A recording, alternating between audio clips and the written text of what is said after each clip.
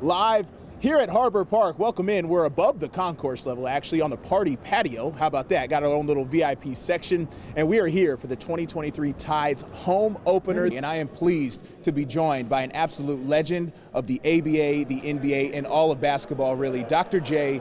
Julius Erving. Mr. Erving, you're here in Tidewater. How you doing? I know you guys were back about 9 years ago, but how's it feel to be back? Now back for another season with us here on the Washington Huddle is Jake Seeley, senior fantasy football writer at The Athletic and the host of the All In Football podcast. And here we are in Ashburn, Virginia. Just a relatively easy, simple first day for the Commanders. Just an hour and a half on the field, about 9 a.m.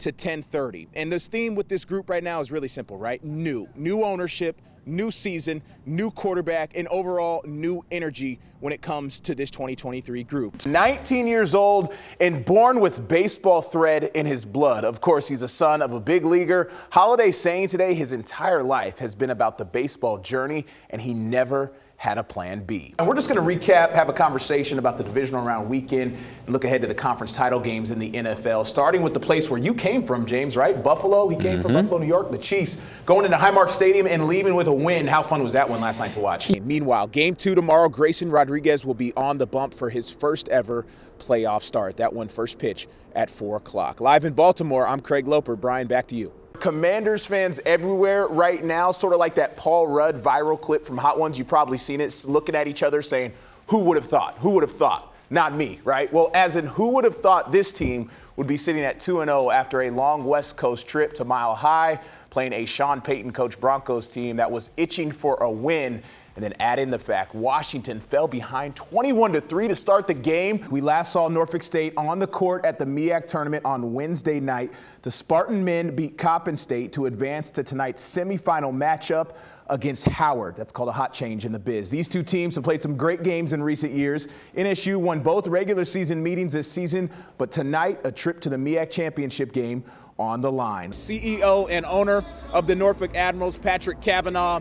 5 years now he has been back, really part of a rebuild, essentially, coming out of COVID all this time now.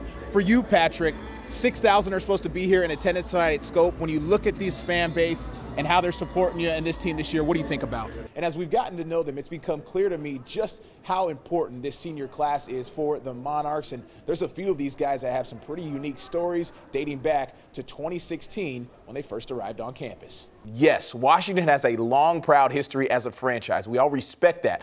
But this is a team with one playoff win. This is a franchise, I should say, with one playoff win since 2005. One. It's important to be realistic, top to bottom, with what's been taking place for a long time with this team. Yes, there have been some ups and points where it felt like there was a light at the end of the tunnel. But as of right now, this team, this season, it's in a hole. And let's not all forget what Ron Rivera had to take over when he arrived in the nation's capital. A mountain of off-the-field issues, an owner always in the news, a name and branding change, and a mess of a roster. It's not an excuse, and Ron Rivera still needs to get to winning, but it's very possible this season could get worse before and if it even gets better. And now, as a professional boxer fighting on national television under Top Rank Boxing, we've seen Keyshawn Davis's rise in the boxing world for quite a while now here in Hampton Roads, and we are always happy to sit down and talk with him. And here he is in studio with us. Keyshawn, always great to see you, right? Thanks for coming in studio today. You see I went back to the archives for that old video. You were just a young pup. I had the bald head too, man. Not bringing it back? Nah, no sir. Okay. No sir, I can't bring that back. How you doing, man? What's going on? Man, I'm doing great, man. Feeling good.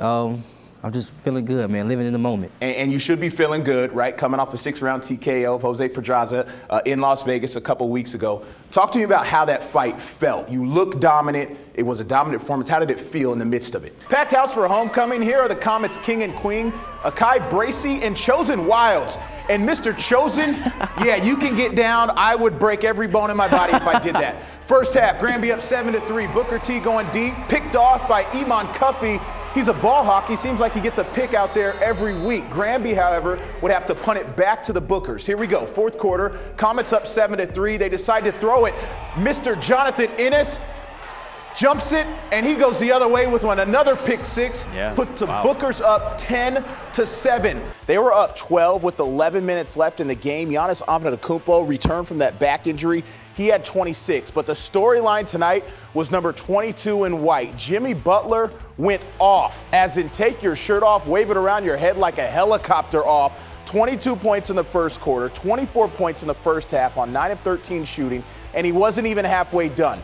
That's because playoff Jimmy wasn't taking no for an answer, poured in 32 points in the second half for a total of 56 points tonight, a Miami playoff record. He played 41 minutes, 19 of 28 from the field, 3 of 8 from 3, 15 of 18 at the free throw line, willing his team to go on a 28-10 run to close out the game. 119-114, the final. Jealous, man. I played the trumpet in like 6th and 7th grade, but I stopped. Like that, though? That's a French horn.